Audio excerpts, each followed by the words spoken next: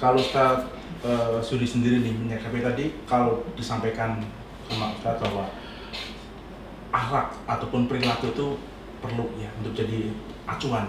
Nah sekarang justru sebaliknya nih Ustaz, banyak kiai-kiai ataupun penceramah-penceramah dia kasar, kafirkan, membid'ah-bid'ahkan, tapi justru banyak pembedanya. Ini kan aneh. Fenomena. Secara kita melihat secara attitude kurang tepat. Orang awam aja melihat secara ini nggak tepat nih kok kiai bilang seperti itu. Tapi kok anehnya banyak pengikutnya, kok sebegitu loyalnya, sebegitu kuatnya membela bahkan mengikuti beliau. Yang salah gimana sih? Ya sebenarnya itu ketemu di chemistry-nya. Satu frekuensi yang Satu sama frekuensi. ya. Gitu ya. Itu frekuensi. Karena kalau bicara agama, keteladanan utama itu kan kepada Nabi kita. Lalu kemudian diturunkan kepada para ulama sebagai warasatul anbiya. Ya itu tadi makanya Iya. keteladanan itu yang menjadi acuan Betul. pokok bagi kita. Rasulullah itu kan dengan lam yakun Rasulullah sallallahu alaihi wasallam fahishan wala sabbanan wala la'anan. Rasulullah tidak pernah melakukan kekejian. Rasulullah nggak pernah mencaci, Rasulullah nggak pernah melaknat.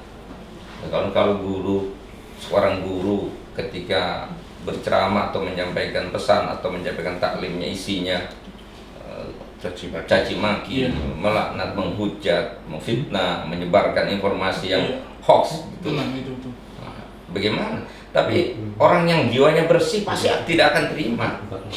Bertentangan ya, Akan harusnya bertentangan. seperti itu ya. Fitrah. Iya. Tapi yang frekuensinya sama, seneng. Iya, benar. Sebegitunya membela, bahkan secara langsung dia melihat sikapnya seperti itu tetap didukung ya, karena itu frekuensi itu saja. Dan dia juga terjebak pada formalitas agama.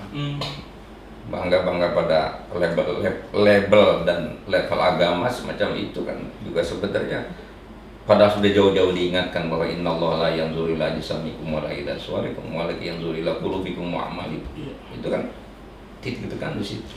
Bagaimana sih karakteristiknya? Itu bisa jadi karena faktor lingkungan juga nggak, Ustaz? Misal seperti ini, di golongan mereka kok didominasi misal kalangan artis atau kalangan orang-orang sukses, akhirnya mau nggak mau dia ada kebanggaan ketika masuk dalam lingkungan mereka, figur yang dianggap tadi kita lihat kurang tepat ya ditampilkan dalam sosial media ataupun ceramahnya gitu, tapi justru golongan mereka merasa bahwa apapun yang dilakukan itu baik menurutnya. Jadi faktor lingkungan yang mendukung itu. Ya, faktor lingkungan dan situasi kekinian yang dialami kita, yang kita rasakan semua hari ini, nampaknya memang bukan cuma guru yang sakit, muridnya juga memang sakit juga. Berjamaah ya? Iya.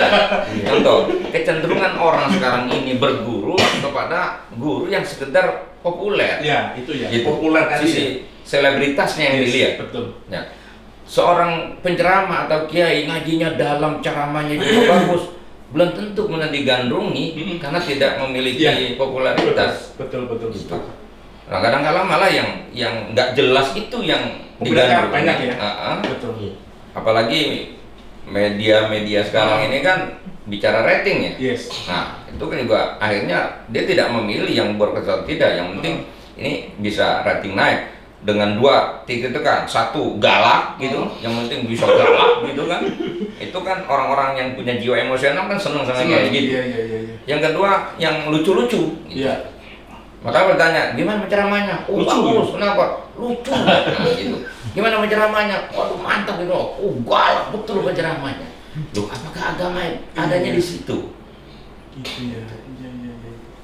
Nah, lagi-lagi kembali kepada kita sekarang. Kita mau memperbaiki keadaan atau menambah keadaan? Itu tanggung jawab kiai. Itu kalau kiai ya. Tanggung jawab kiai, tanggung jawab guru, tanggung jawab para pendakwah, penceramah sekaligus. Semua kita bertanggung jawab itu. Nah, makanya salah satu kriteria penting juga memilih seorang guru adalah seorang guru yang bertanggung jawab. Nah, unsur terpenting melihat guru bertanggung jawab, dia bertanggung jawab betul dengan ilmunya. Makanya ada kata-kata wa minal ilmi antakula ma'alimtu atau ma'alam. Termasuk bagian daripada ilmu adalah ketika kau berani mengatakan bahwa aku tidak tahu. Oh gitu. Ya. Makanya kalau ada orang semua pertanyaan dijawab tuntas, Ini salah satu indikator orang nggak bertanggung jawab dengan ilmunya. Ulama dulu ditanya ratusan pertanyaan, puluhan pertanyaan, jawabnya paling 1-2 yang berani dia jawab. Hari ini orang ditanya 1, jawabnya 5. Nah itu ya. Jadi semacam show of force begitu. Iya. Apalagi kadang-kadang sekarang ya lewat rekaman, dia siaran off air, kemudian dipublish. Itu kan udah semacam reality show. Betul. Disetting sedemikian rupa. Dengan menyebut ini itu segala macam, padahal juga jamaahnya nggak ada, tapi seolah-olah depan jamaahnya banyak dengan settingan semua ya. Settingan. Dan itu kan ada unsur pengelabuan kepada umat. Bagaimana mau agama mau nyampe ketika kita melakukan kebohongan yang kita bungkus. Betul. Ini kan nggak bertanggung jawab juga. Nah ini. Padahal bicara agama ini urusan tanggung jawab kita kepada Allah Subhanahu wa Ta'ala. Betul sekali.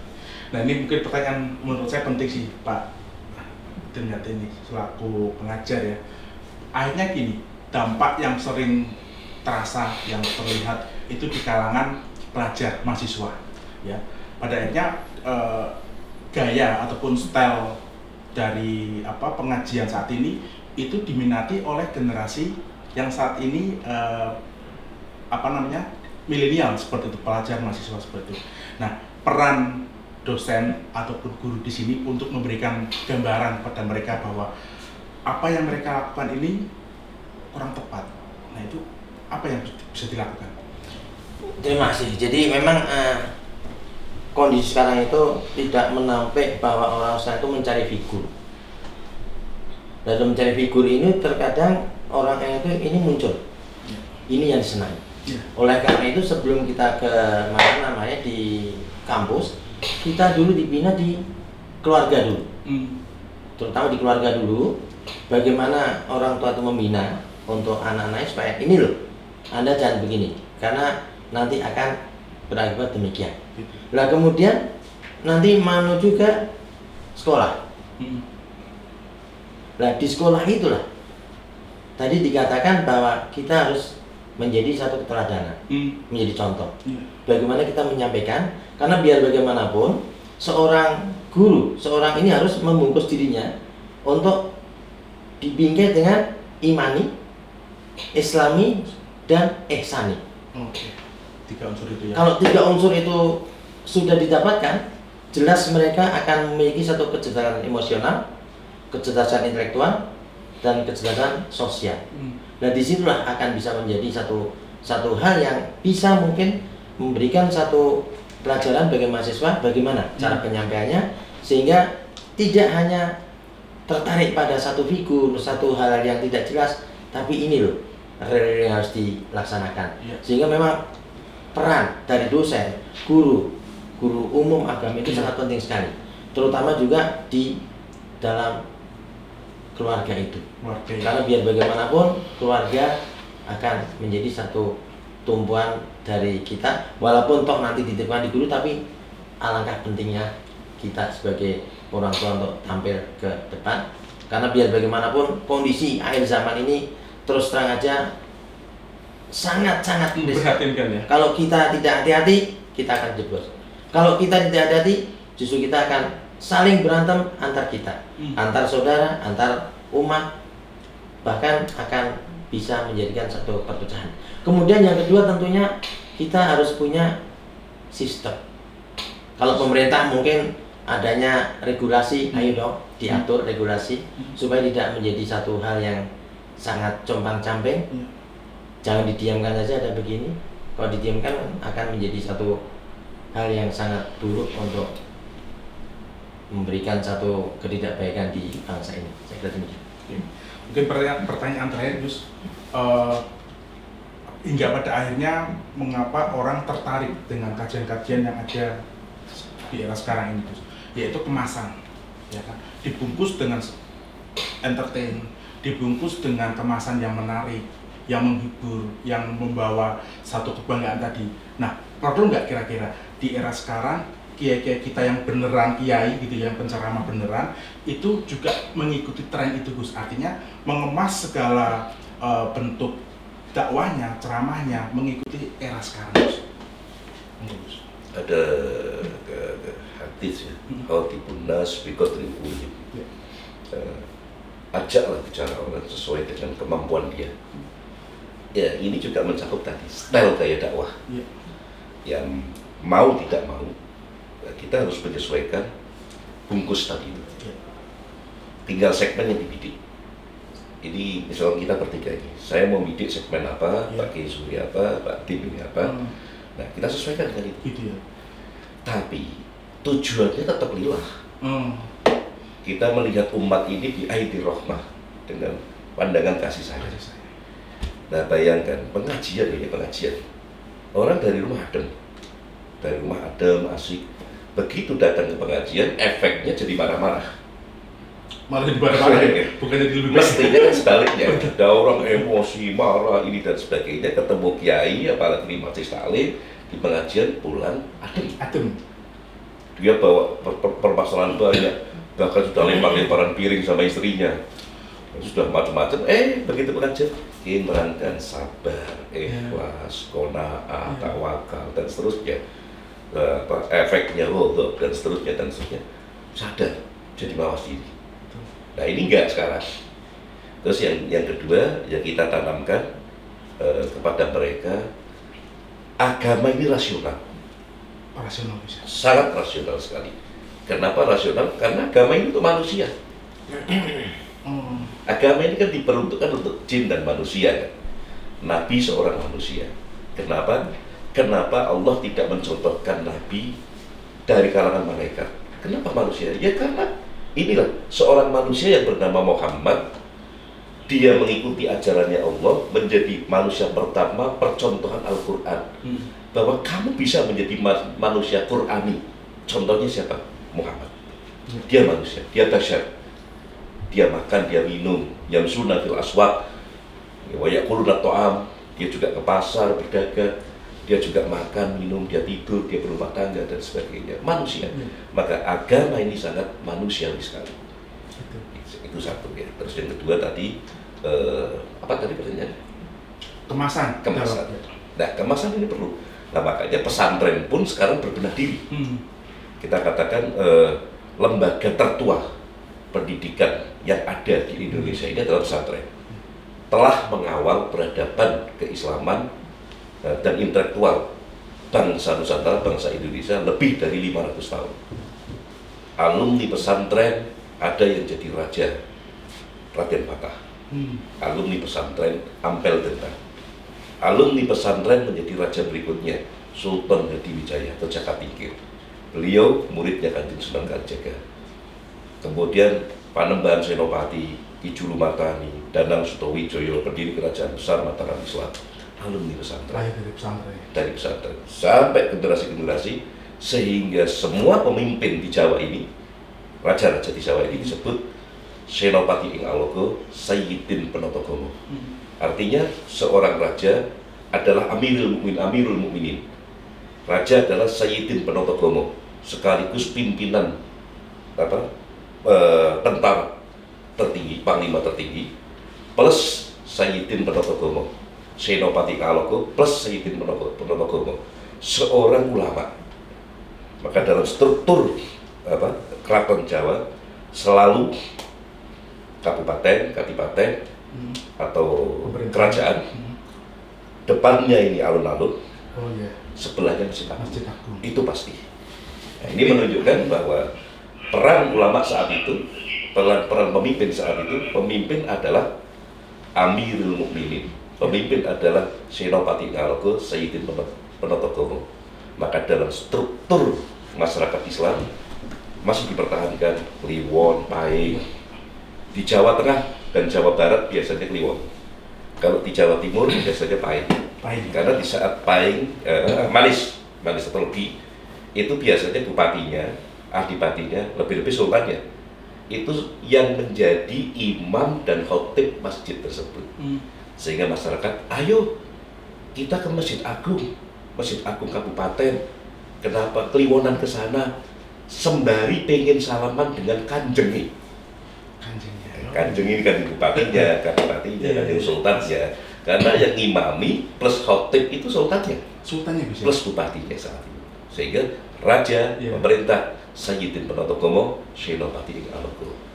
Nah, Nah, berarti pesantren ini sudah mengawal peradaban Islam sampai hingga abad ke-19 ketika kemudian Belanda mengubah sistem pendidikan di Indonesia lewat idenya Senok Hurgulnya, membuat sekolah-sekolah sekuler, sekolah-sekolah umum, kemudian menetapkan peraturan kalau tidak sekolah di situ dia tidak bisa menjadi pejabat, tidak bisa jadi regent dan lain sebagainya. Artinya dulu pesantren berarti kan kuno banget dengan sistem yang sangat seperti itu. Sekarang mulai berbenah. Yang dibaca tetap kitab-kitab salaf, tetap Fathul Qorib, Fathul Mu'in dan sebagainya. Tapi sekarang sudah tidak pakai pulpen betul lagi, sudah pakai pulpen yang modern, pakai laptop. Mengikuti Ya, zaman. artinya itu tadi mengikuti kemasan tadi. Kemasan anak sekarang, ya bangunan pun udah nggak seperti dulu. Dulu pakai apa? Kalau bahasa Bantennya itu kobong. Pakai bangunan-bangunan klasik, kayu dan sebagainya. Sekarang pesantren sudah bagus-bagus, toiletnya bagus, kamarnya bagus, kitabnya sama, kitabnya sama, bahasanya disesuaikan, kulturnya masih sama.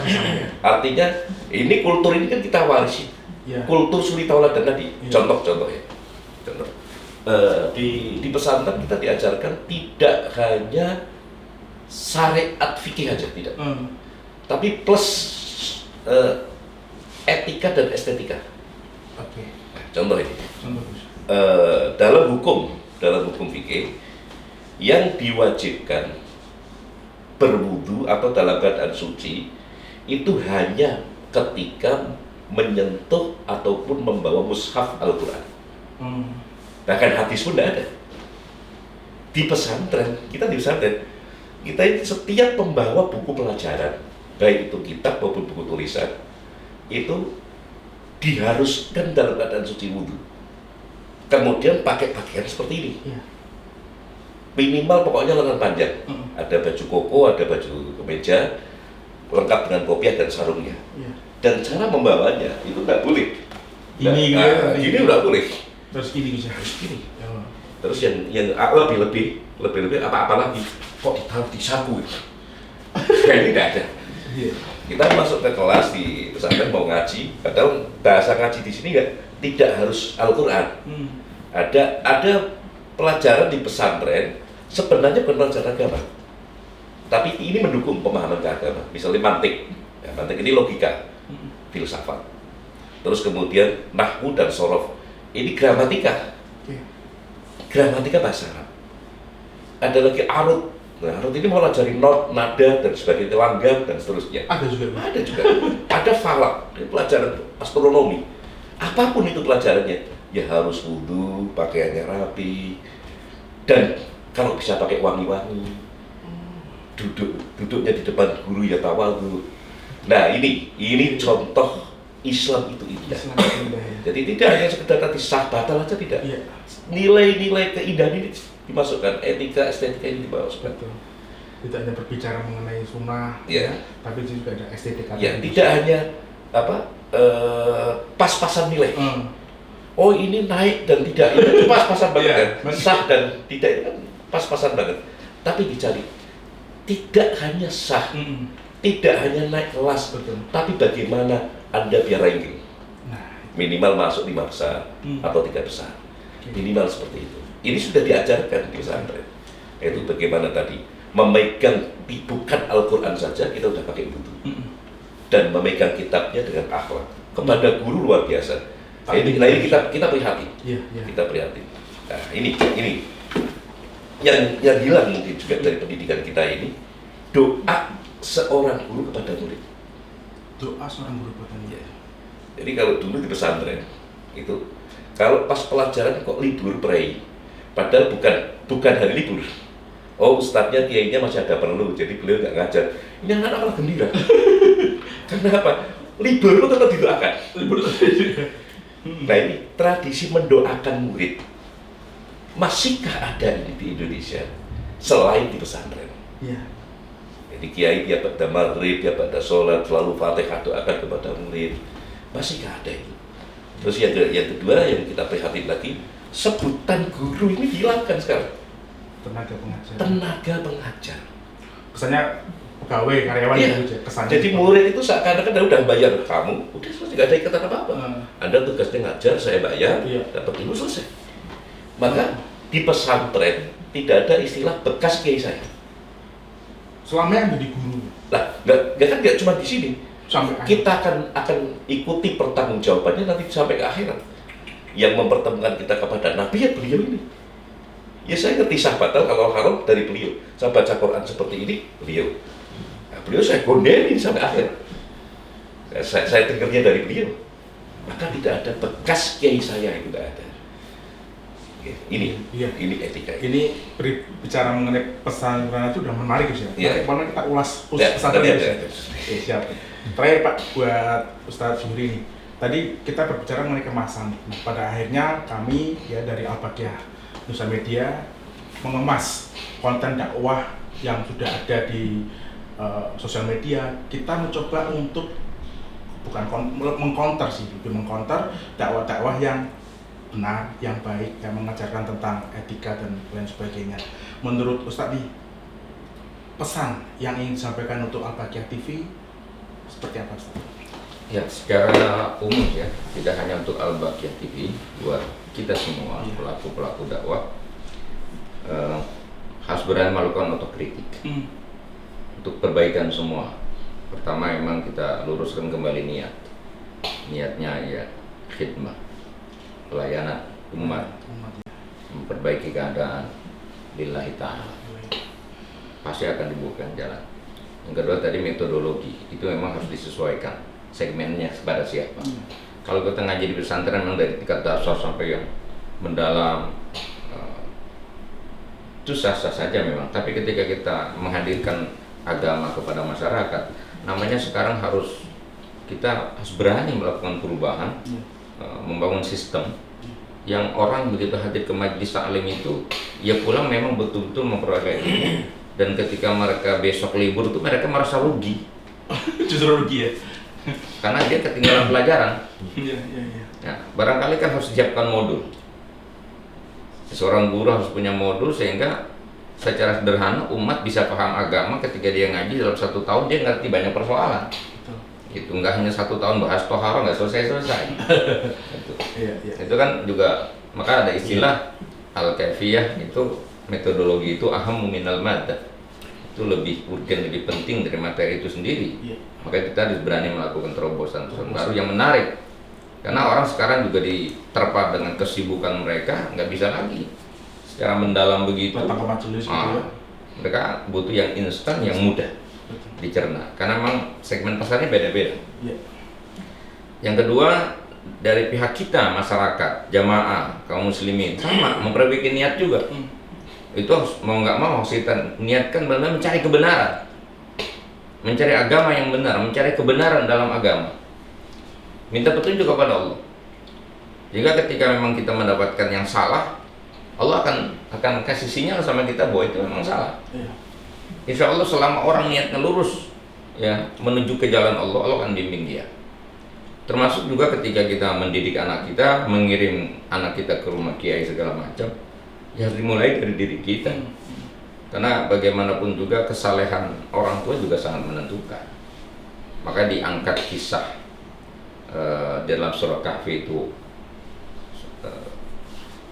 kalau orang tuanya soleh itu, yang diutus itu untuk mengajar itu bukan lagi seorang guru biasa, gitu kan? Wa kana abuhuma soleh, wali yang diutus untuk mendidik anaknya, gitu. Jadi memang harus berani melakukan introspeksi juga, otokritik lah masing-masing. Kita juga tidak perlu saling menyalahkan, ya kita berbuat yang terbaik. Semuanya kita kembalikan kepada Allah Subhanahu wa Ta'ala. Berkarya dengan positif seperti Iya. itu Ustaz, ya. Oke, mungkin untuk terakhir untuk Pak Haji Trinyati, siap mendukung program Al-Baqiyah dan ingin menyebarkan ke mahasiswanya mungkin? Jadi saya memberikan apresiasi dengan adanya Al-Baqiyah ini, karena biar bagaimanapun akan bisa memberikan satu warna tersendiri. Betul. Warna dalam pengertian untuk kebaikan. Ya. Jadilah Al-Baqiyah yang asli, jangan menjadi Al-Baqiyah yang imitasi. Oh. Kalau yang asli itu berarti selalu Niru. mengedarkan kebenaran-kebenaran yang hak selalu ditampilkan. Iya. Kemudian jangan menjadi imitasi, karena terus terang aja kalau tidak hati-hati mungkin ada penceramah yang mendapatkan pesan dan sebagainya melalui Al-Baqiyah akan menjadi satu hal yang kurang baik. Kemudian yang kedua, hadirkan narasumber yang benar-benar memiliki kompetensi yang sangat-sangat hebat, sehingga akan menjadi Al-Baqiyah yang benar-benar sesuai harapan, Al-Baqiyah yang bisa memberikan, menciptakan kader yang luar biasa, Al-Baqiyah yang bisa menciptakan satu akhlakul karimah bagi masyarakat, baik untuk sekelilingnya maupun dalam skala secara nasional, bahkan kalau bisa internasional. Mari, saya siap mendukung dan dukung. Terima kasih. Baik, terima kasih Pak Haji Demyati Sujak, Pak Kiai Zuhri, dan Gus atas ngobrolnya. Mudah-mudahan apa yang disampaikan sama Bapak ini bisa memberikan manfaat dan referensi untuk para pemirsa Al-Baqiyah TV, sehingga dari obrolan ini ada satu pesan ya yang ingin disampaikan kepada pemirsa, bahwa mencari guru yang tepat, mencari guru yang baik memang harus dengan guru yang tepat juga. Baik pemirsa Al-Baqiyah TV yang dirahmati Allah, demikian acara ngopi pada malam hari ini, ngobrol problematika Islam dengan tema bagaimana kriteria memilih guru yang tepat. Kita sudah ngobrol banyak tentang kriteria-kriteria tersebut, dan mudah-mudahan apa yang sudah kami sajikan ini bisa memberikan referensi kepada pemirsa sekalian untuk belajar lagi dan memulai memilih guru yang tepat. Jangan lupa untuk subscribe, like, and comment di Al-Baqiyah TV untuk mengupdate konten-konten kami, program kami selanjutnya. Kita bertemu lagi dalam kesempatan. Wassalamualaikum warahmatullahi wabarakatuh. Waalaikumsalam warahmatullahi wabarakatuh.